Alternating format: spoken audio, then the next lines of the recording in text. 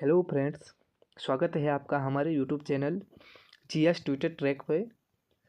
Friends, हमारी यह परीक्षा वाणी की सीरीज चल रही है जिसकी आज यह 6ठी क्लास है। और अगर आप लोगों ने पिछली कुछ क्लासें नहीं देखी है तो आप प्ले लिस्ट में जाकर के वह क्लासें देख सकते हैं। दोस्तों, हम परीक्षा वाणी से प्रत्येक क्वेश्चन का एनालाइज करके एक एमसीक्यूज बेस्ड वीडियो बना रहे हैं, जिसमें कि आपकी जो भी प्रतियोगी परीक्षाएं हैं, जो आगामी आने वाली प्रतियोगी परीक्षाएं हैं, उन परीक्षाओं में यह वीडियो इन वीडियो के माध्यम से जो प्रश्न हम आपके बीच ला रहे हैं वह आपको काफ़ी ही मदद करने वाले हैं। तो दोस्तों, आइए शुरू करते हैं आज की हमारी यह वीडियो। आज का पहला प्रश्न है कि महाभारत में कुनिंदों को क्या कहा गया है। आपका ऑप्शन नंबर ए है सर्वश्रेष्ठ, ऑप्शन नंबर बी है मध्यम, ऑप्शन नंबर सी है द्विजश्रेष्ठ, ऑप्शन नंबर डी है अपरांत। तो महाभारत में जो कुनिंदों को कहा गया है वो कहा गया है आपके इसका जो राइट आंसर है वो है ऑप्शन नंबर सी द्विजश्रेष्ठ। द्विजश्रेष्ठ नाम से ही कुनिंदों का उल्लेख महाभारत में किया गया है। दोस्तों, आज का हमारा जो अगला प्रश्न है वह अगला प्रश्न यह है कि उत्तरकाशी का ऐतिहासिक नाम क्या है। उत्तरकाशी का ऐतिहासिक नाम क्या है। ऑप्शन नंबर ए है मायापुर, ऑप्शन नंबर बी है गौविशाण, ऑप्शन नंबर सी है बाड़ाहाट, ऑप्शन नंबर डी है सौम्यकाशी। तो उत्तरकाशी का जो ऐतिहासिक नाम है, तो इस प्रश्न का जो राइट आंसर है वो है आपका ऑप्शन नंबर सी बाड़ाहाट। आज का हमारा अगला प्रश्न है कि चेतु और माणकू चित्रकारों को किस पंवार शासक ने आश्रय दिया था। ऑप्शन नंबर ए है Fateh Shah, option number B है Pradyuman Shah, option number C है Sudarshan Shah, option number D है पृथ्वीपति शाह। दोस्तों, चेतु और माणकू जो चित्रकार थे काफ़ी प्रसिद्ध चित्रकार थे, जिन चित्रकारों को जो पंवार शासक सुदर्शन शाह थे इन्होंने आश्रय दिया था। इसका राइट आंसर है option number C Sudarshan Shah. बात करते हैं कि चेतु और माणकू के संदर्भ में पिछले कुछ एग्जामों में जो प्रश्न बने हैं वो क्या बने। पहला प्रश्न जो चेतु के संदर्भ में बना था कि चेतु किस प्रकार की चित्रकारी के लिए प्रसिद्ध थे। जो चेतु प्रसिद्ध थे वो थे कृष्णलीला की चित्रकारी के लिए यह प्रसिद्ध थे। और इनकी जो कृष्ण लीलाओं में जो प्रसिद्ध चित्रकारी थी वह थी रुक्मणी हरण। रुक्मणी हरण चेतु की प्रसिद्ध चित्रकारी थी। फिर जो दूसरा क्वेश्चन बनता है माणकू के संदर्भ में, माणकू के संदर्भ में यह प्रश्न बनता है कि बंगाल के अंतिम हिंदू जो शासक थे उनके यहाँ एक कवि हुआ करते थे जिनका नाम था जयदेव, और इन्हीं जयदेव के द्वारा एक रचना की जाती है जिसका नाम है गीत गोविंद। और इसी गीत गोविंद का जो चित्रण किया है, इसी गीत गोविंद का जयदेव की गीत गोविंद का जो चित्रण किया है वो किया है आपके माणकू ने। कि कभी कभी प्रश्न पूछ लेता है कि जयदेव की गीत गोविंद का चित्रण किसने किया है। आपका राइट आंसर हो जाएगा माणकू ने। आज का हमारा अगला प्रश्न है कि उत्तराखंड में किस शासनकाल को स्वर्ण युग कहा जाता है।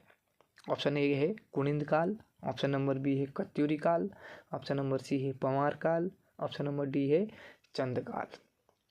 उत्तराखंड के संदर्भ में जिस शासनकाल को स्वर्ण युग कहा जाता है उसे कहा जाता है दोस्तों कत्यूरी काल को। कत्यूरी काल को ही उत्तराखंड का स्वर्ण युग कहा जाता है।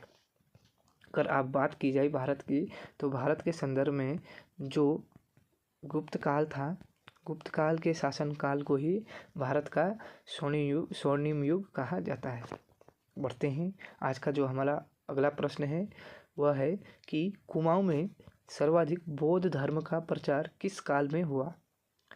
कुमाऊं में बौद्ध धर्म का सर्वाधिक प्रचार किस काल में हुआ? ऑप्शन ए है खस काल, ऑप्शन नंबर बी है कत्यूरी काल, ऑप्शन नंबर सी है पंवार काल, ऑप्शन नंबर डी है चंद काल। तो जो कुमाऊं के साथ साथ गढ़वाल ही नहीं बल्कि संपूर्ण उत्तराखंड में जो बौद्ध धर्म का प्रचार प्रसार हुआ था, जो सर्वाधिक प्रचार प्रसार हुआ था, वो हुआ था आपके खसों के काल में। तो इसका जो राइट आंसर हो जाएगा ऑप्शन नंबर ए खस काल।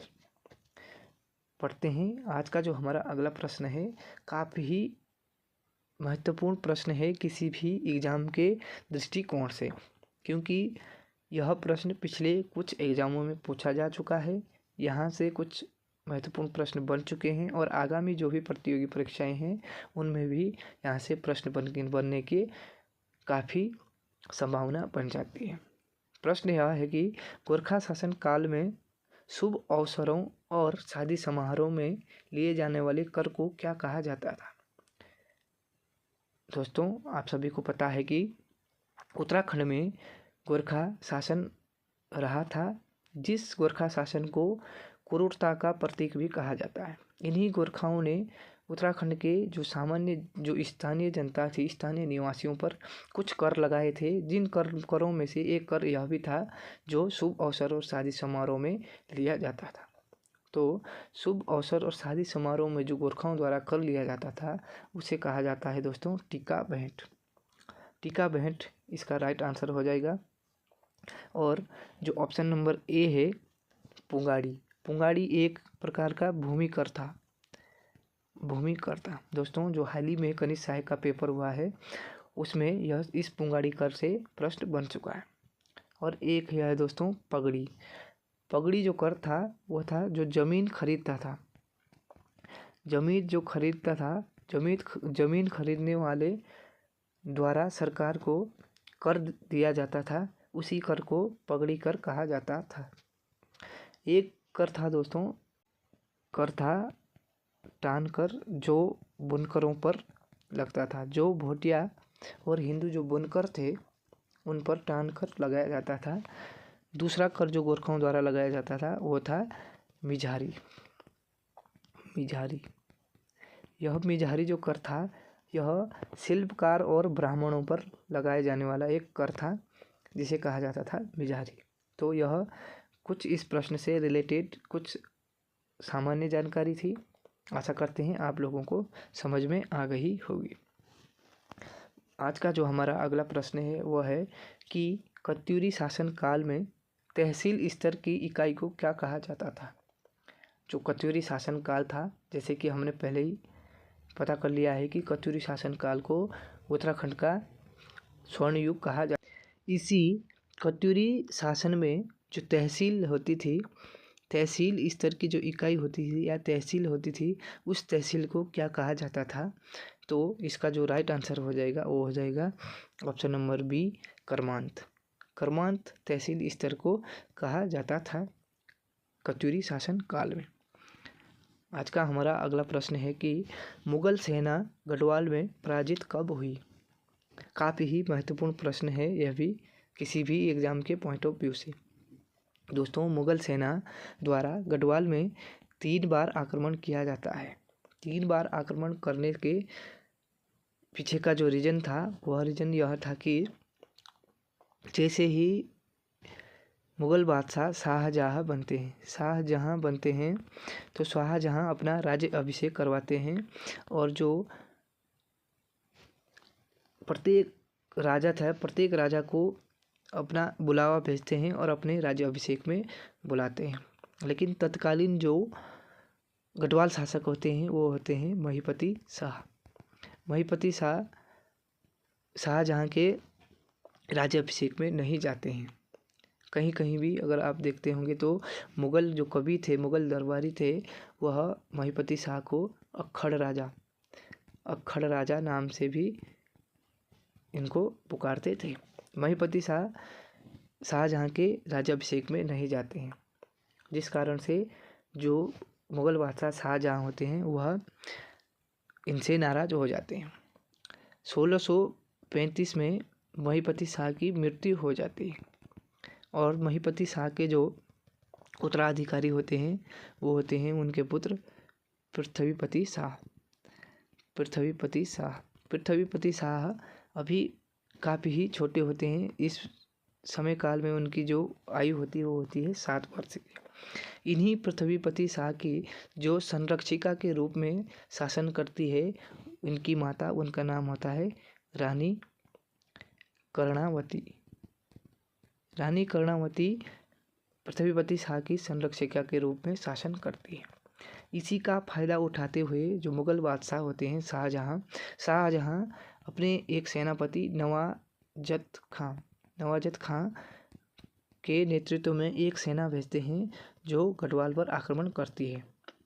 लेकिन इस नवाजत खां के नेतृत्व वाली सेना को गढ़वाल की जो संरक्षिका होती है रानी कर्णावती, उस गढ़वाल की सेना से वह पराजित हो जाती है और मुगल सैनिकों को पकड़वा कर इन सैनिकों की नाक काट दी जाती है, जिस कारण से रानी कर्णावती को नाक कटी रानी भी कहा जाता है। कभी कभी प्रश्न यह भी बनता है कि उत्तराखंड में नाक कटी रानी किसे कहा जाता है। तो जो मुगल सेना होती है वह पराजित हो जाती है। तो इस प्रश्न का जो राइट आंसर है वो है ऑप्शन नंबर सी 1835-36 में ही मुगल सेना ने गढ़वाल पर आक्रमण किया और पराजित हुई। इसी संदर्भ में जो अगला आक्रमण करती है मुगल सेना 1855 और तीसरा जो आक्रमण करती है 1856 में। यह तीनों आक्रमण मुगल सेना के असफल रहते हैं उत्तराखंड के ऊपर। दोस्तों आशा करते हैं आपको यह प्रश्न समझ में आ गया होगा। आज का हमारा जो अगला प्रश्न है वो है कि मेजनाथ मंदिर का निर्माण किसने करवाया। ऑप्शन नंबर ए है त्रिभुवन राजदेव, ऑप्शन नंबर बी है इष्टगणदेव, ऑप्शन नंबर सी है Lalit Surdev, option number D है भूदेव। जो बैजनाथ मंदिर है इसके लिए जो भूमिदान दिया था वो दिया था भूदेव ने। और इसी भूदेव के संदर्भ में यह बात भी कही जाती है जो बैजनाथ मंदिर जो प्रमुख मंदिर था उस मंदिर का निर्माण भी भूदेव ने करवाया था। तो इसका जो राइट आंसर है ऑप्शन नंबर डी भूदेव। आज का हमारा अगला प्रश्न है कि 14 मई 1804 को खुड़बुड़ा निर्णायक युद्ध निम्न में से किसके मध्य हुआ। तो दोस्तों खुड़बुड़ा जो कि वर्तमान देहरादून में स्थित है, यह जो युद्ध हुआ था यह हुआ था गोरखा सेना और गढ़वाल शासक प्रद्युमन शाह।